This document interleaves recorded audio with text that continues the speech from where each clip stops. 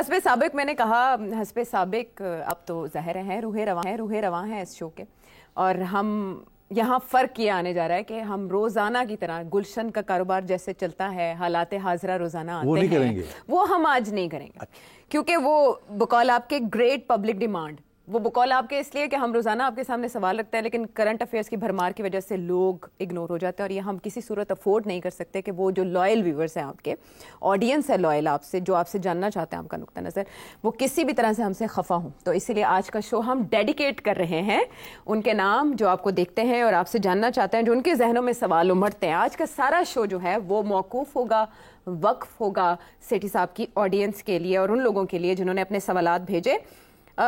سب سے پہلے ہم آپ کی اجازت سے شامل کریں. کر دو شروع، مگر کچھ آئیڈیا تو ہونا چاہیے تھا مجھے کیا کس قسم کے سوال ہیں. آپ نے تو بالکل سرپرائز ہی کر دیا. بس آئیڈیاز کی نمائش میں بھی بہت سے سرپرائز ہوتے ہیں، تو آج اس میں بھی ایسے ہی ہو جائے. آج پھر چوکے چھکے ہی لگیں گے آج. ہاں، تو اس میں ہی مزہ ہے، چوکے چھکوں میں ہی. چلو، غیر معمولی شو ہے، غیر معمولی سوالات ہیں آج کی شام، بلکہ آج کی رات جو ہے وہ. ویور سب سے پہلے زید صاحب لاہور سے کیا جاننا چاہتے ہیں؟ پاکستانی عوام جو ہے امریکہ سے اتنی نفرت کیوں کرتی ہے؟ دیکھا جائے ماضی میں کوئی بھی سیاسی تبدیلی رونما ہوتی تھی تو کہا جاتا تھا عوام کی جانب سے جو کرا رہے امریکہ کرا رہا. اس کے بعد تحریک انصاف کی حکومت آتی ہے، ان کی حکومت ہٹائی جاتی ہے تو ایک کاغذ کا ٹکڑا لہرایا جاتا ہے بانی تحریک انصاف کی جانب سے، اور کہا جاتا ہے کہ جو کرا رہے امریکہ کرا رہے. اس سے نفرت بڑھی اور مزید بڑھتی جا رہی ہے. یہ ایسا کیوں ہے؟ ہم ہر چیز کا جو مدعا ہے وہ امریکہ پہ کیوں ڈالتے ہیں؟ بڑا اچھا سوال ہے، مگر میرا خیال ہے آپ کی یادداشت جو ہے وہ پچھلے صرف 4 5 یا 10 سال تک جا رہی ہے. تو میرا خیال ہے یہ اس وقت ایک تاریخ کا ایک دورہ کرنا چاہیے.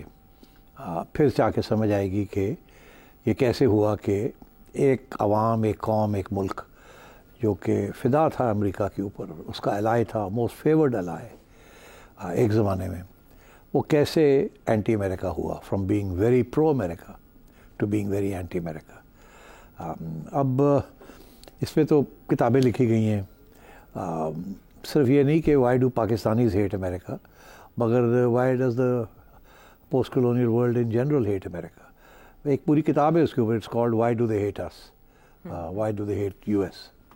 بہرحال بٹ پاکستان کا جو کیس ہے بڑا اسپیسیفک ہے اور انٹرسٹنگ سوال ہے. اس کے اوپر اگر مجھے ٹائم ہوتا تو میں آپ کو پورے 1 گھنٹے کا لیکچر دیتا ہے اس کے اوپر، کیونکہ اس کے بڑے سائن پوسٹس ہیں. کیسے شروع میں کیا ہوا، پھر کیسے تبدیلی آئی، کیا چیزیں تھیں جس کی وجہ سے پاکستانی اینٹی امریکن ہوتے گئے آہستہ آہستہ، اور کیا کس سٹیج پہ آ کے وہ بالکل ہی ٹوٹلی اینٹی امریکہ ہو گئے، اور کوئی یہاں اس ملک میں پبلک میں تو کوئی کھڑا ہو کے پرو امریکن بات نہیں کر سکتا. چلیے پھر میں اب شروع کرتا ہوں. لیکن پاکستان جب نیا نیا آزاد ہوا، اب کہانی ہے، میں کوشش کروں گا بڑی جلدی، اس کو 10 15 منٹ تو لگ ہی جائیں گے، مگر ایک تعلیم کا بھی یہ ایک دورہ ہے، کیونکہ بہت سے ہمارے دوست جو دیکھ رہے ہیں وہ شاید ان کی عمریں جو ہیں وہ 20 25 30 35 سال ہیں، اور میں شروع کروں گا 1947 سے کہ کیا ہوا اور کیسے ہوا اور اس کے بعد تبدیلی کیسے آئی. تو 1947 میں یہ بہت پرو امریکن ملک تھا، کیونکہ پاکستان کے اس وقت کے حکمران طبقہ نے یہ فیصلہ کیا کہ ہم امریکن کیمپ میں جائیں گے، رشین کیمپ میں نہیں جائیں گے. اس وقت 2 کیمپس تھے، چائنا والا کیمپ نہیں تھا، صرف ایک رشین کیمپ تھا یا سوویت یونین، اور ایک امریکن. کولڈ وار شروع ہو چکی تھی 2nd ورلڈ وار کے بعد، تو جسے کولڈ وار کہتے ہیں کہ امریکہ اور سوویت یونین ایک دوسرے کے خلاف شروع ہو چکے تھے بیہائنڈ دا سینز کارروائی کرنا، اور الائنسز بلڈ کر رہے تھے. تو امریکہ نے اس وقت ایران، پاکستان، ٹرکی، ان سب کو گھیر لیا کہ آپ ہمارے الائنس میں کھڑے ہوں، کیونکہ یہ کنٹریز وہ تھیں جو کہ رشیا کے بارڈر لینڈس کے اوپر تھیں، اور امریکہ کی یہ کوشش کسی طریقے کے ساتھ رشین بارڈر لینڈس جو ہیں یا سوویت یونین کے بارڈر لینڈس کو گھیرا کیا جائے یا گھیراؤ کیا جائے اور وہاں سے سبورجن کی جائے. اور اوپر سے کولڈ وار بھی تھی، پوری ایک ہیومن رائٹس کی کیمپین تھی کہ کمیونزم بڑی بری چیز ہے، وہاں انسانی حقوق نہیں ہے، اور بہت سارے ادارے بنائے گئے امریکہ میں فنڈڈ بائی کانگریس کہ ہیومن رائٹس کو ایک گلوبل ایشو بنایا جائے اور ٹارگٹ کیا جائے سوویت یونین کو کہ یہاں ہیومن رائٹس نہیں ہیں. تو یہ ایک پورا جو ہیومن رائٹس کا جو ایجنڈا ہے یہ پوسٹ کولڈ وار ایجنڈا ہے، اور اس کے اندر امریکہ کا اور امریکن کانگریس کا آفیشیل ہاتھ ہے کہ یہ ایک پالیسی کے تحت یہ بنایا گیا. چلے مگر وہ الگ بات ہے. آئیے پاکستان میں لیاقت علی خان صاحب آپ کے پرائم منسٹر تھے، اور لیاقت علی خان صاحب نے اپنے ذہن میں یہ سوچا کہ ہمیں شاید جانا چاہیے، یہ بہت بڑی جنگ ہے دو ایک بہت بڑے ملکوں کی، بہت نیوکلیئر آرمڈ، اور اس وقت ہمیں کسی کی سائیڈ نہیں لینی چاہیے، کوشش کرنی چاہیے کہ ہم نیوٹرل رہیں.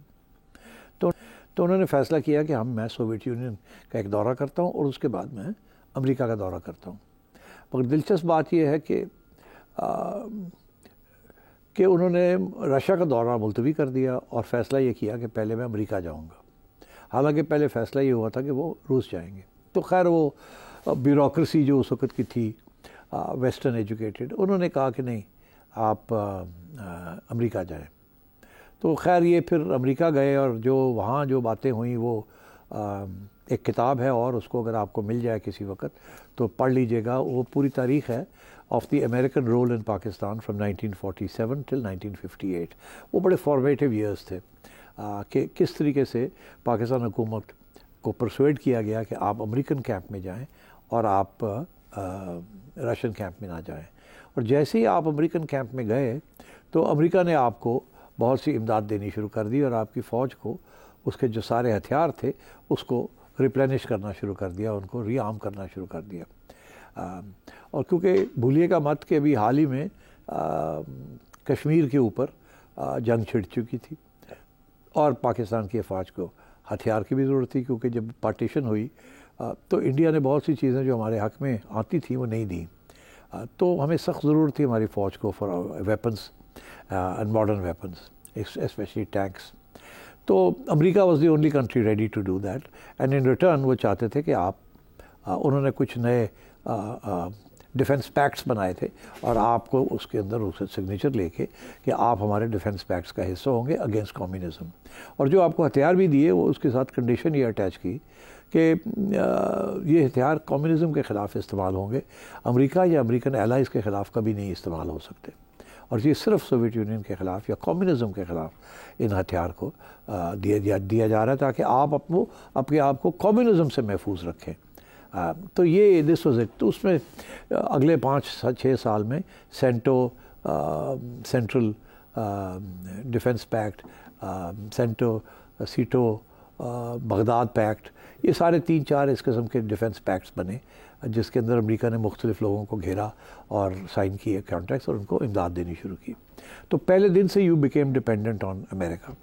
اس زمانے میں ویٹ کے بڑی شارٹیجز ہوتی تھی، پاکستان نیا آیا تھا، نیا ملک بنا تھا.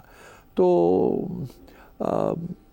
PL-480 پبلک فنڈز میں سے امریکہ آپ کو گندم پرووائڈ کرتا تھا، بڑے بڑے کنٹینرز شپس آتی تھی اور آپ کو گندم سپلائی کرتی تھی، تاکہ یہاں کسی قسم کی فیمن نہ ہو اور کسی قسم کی فوڈ شارٹیجز نہ ہو. تو مجھے یاد ہے کہ as we were growing up in the 50s تو وہاں ہر جگہ پہ امریکہ کے جھنڈا اور پاکستان کا جھنڈا، اور ایک ایسا جھنڈا بنا دیا گیا تھا اندر، وہ USA کا جھنڈا تھا، اس کے اوپر لکھا ہوتا تھا USA. تو سب جگہ پہ USA کا چرچا تھا. اور سارا پاکستان کے اسٹوڈنٹس جو کہ پڑھ رہے تھے اسکولوں میں، ان کو ایک ہی بات بتائی جاتی تھی کہ امریکہ از آور فرینڈ، اور we need this friend against India. And China کا کوئی ذکر نہیں تھا اس زمانے میں. چائنا کے اپنے بڑے ایشوز تھے، ابھی تو وہ اپنے پاؤں پہ نہیں کھڑا ہوا تھا، انقلاب ہوا تھا، اور ابھی وہ انقلابی دور میں تھا.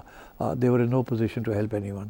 تو امریکہ واز یور فرینڈ، اور ہر شخص یہاں پرو امریکہ تھا، اور ہر جگہ پہ امریکن ڈپلومیٹس اور امریکن ایڈ، ان کی وہیکلز، سب کچھ پاکستان واز ویری پرو امریکہ. تو نوجوان طبقہ بھی بڑا پرو امریکہ تھا. ہمارا دوست ہے امریکہ، روس بڑا خراب ہے، وہاں تو کمیونزم ہے، کمیونزم تو لادینیت ہوتی ہے، ہم تو مسلمان ہیں، and so on and so forth. یہ سارا پروپیگنڈا چلتا تھا.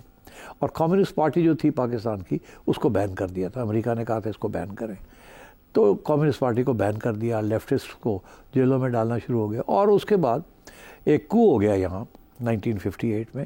جنرل ایوب خان نے کو کیا.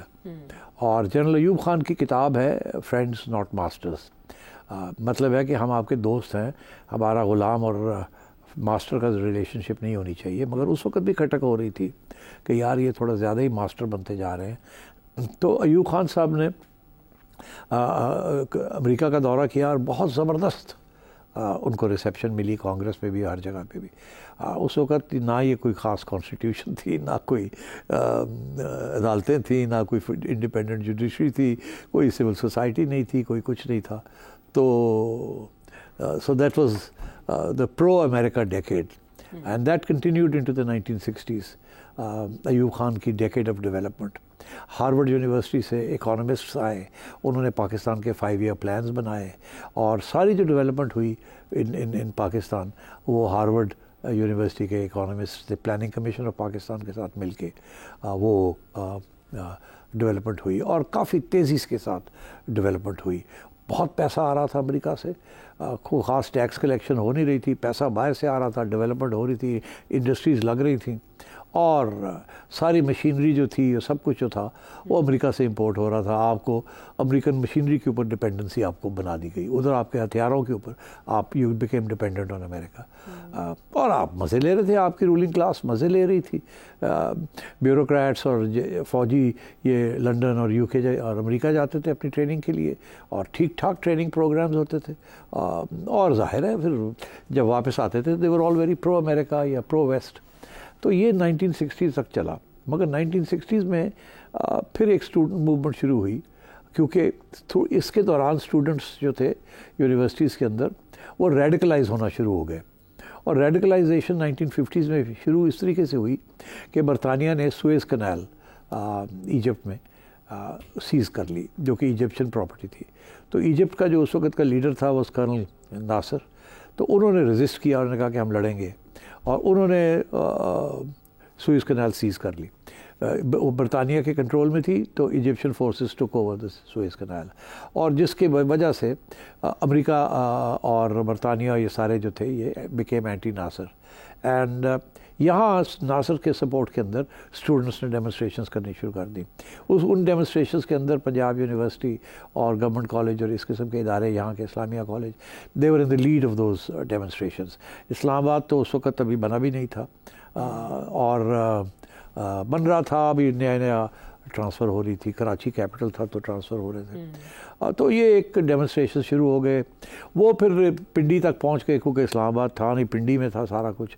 تو ایونچولی ایوب خان کے اوپر بڑا پریشر پڑا ان اسٹوڈنٹ ڈیمونسٹریشنز کی وجہ سے, اور کراچی میں بھی ہوا. تو Ayub Khan had to resign. انہوں نے ہینڈ اوور کر دیا ٹو یحییٰ خان, اور یحییٰ خان نے پھر وہ الیکشن کروائے 1970 کے, جس کے ساتھ پھر آپ کو پتہ اس کا نتیجہ کیا نکلا.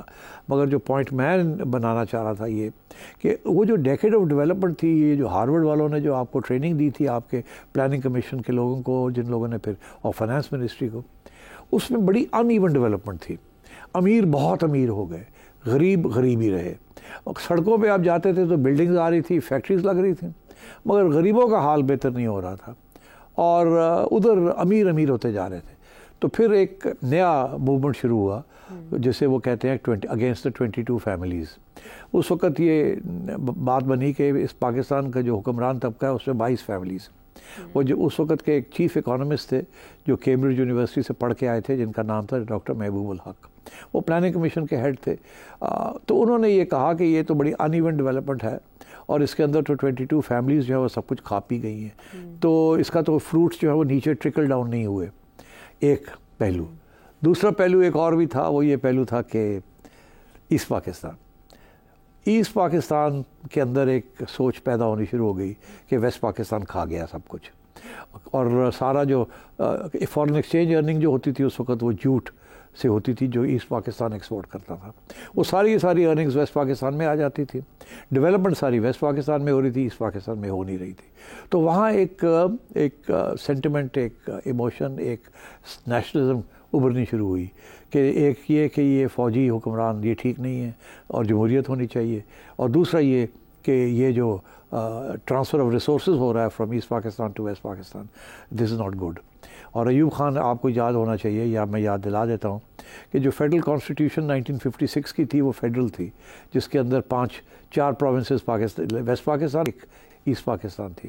ایوب خان نے 2 یونٹس بن دیے، سارا ویسٹ پاکستان کو 1 یونٹ بنا دیا، سینٹرلائز کر دیا، کوئی پروونشل اٹانومی ختم کر دی، اور ادھر ایک الگ یونٹ رکھا، جس کی وجہ سے پھر وہ West Pakistan versus East Pakistan کا مسئلہ بنا، اور علیحدگی کی وہاں سینٹیمنٹ اور سوچ شروع ہوئی، اور اس کی وجہ سے پھر آپ کا آرمی ایکشن ہوا وہاں، اور وہاں علیحدگی کی ایک تحریک۔ تو Ayub Khan was the height of pro Americanism in Pakistan, and اس کے نتائج یہ تھے کہ 22 فیملی رول، اور ساتھ ساتھ یہ کہ ایچ پاکستان کی علیحدگی، مگر آپ کی ڈپینڈنس آن امریکہ کمپلیٹ ہو چکی تھی اس وقت۔